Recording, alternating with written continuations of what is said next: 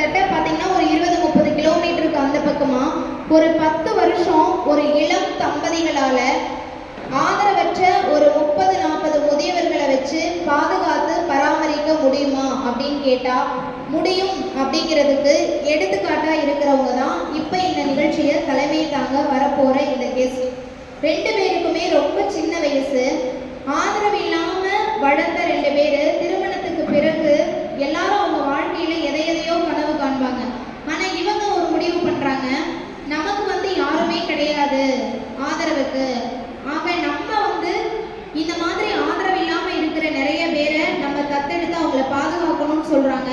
சரி, அப்போ குழந்தைங்களை தத்தெடுத்துக்கலாமா அப்படின்னு கேட்டா கிடையாது, குழந்தைங்களை யாரு வேணா தத்தெடுத்துக்குவாங்க. அப்ப யாரைதான் தத்தெடுத்து பார்க்கறது அப்படின்னு நினைக்கும் போது முதியவர்களை தத்தெடுத்து அவங்களுடைய வளர்ந்த குழந்தைகளா இருக்கக்கூடிய அந்த முதியவர்களை நம்ம ஒரு குழந்தை போல பாவிச்சு அவங்கள பராமரிக்கணும் அப்படிங்கிற முடிவு எடுத்து மகிழ்ச்சி கருணை இல்லம் ஆதரவற்ற முதியோர் காப்பகம் அப்படிங்கிற இந்த கருணை இல்லத்தை கிட்டத்தட்ட 10 ஆண்டு காலமாக இந்த சிறப்பான முறையில நிர்வகித்து வரக்கூடிய உயர்திரு பி. விஜயகுமார் சார் அவர்கள், மகிழ்ச்சி கருணை இல்லம் நிர்வாகி அவர்களை இந்த தருணத்தில் இவ்விழாவிற்கு தலைமை தாங்க வருமாறு அன்போடு இருக்கரம் கூப்பி வரவேற்கிறோம்.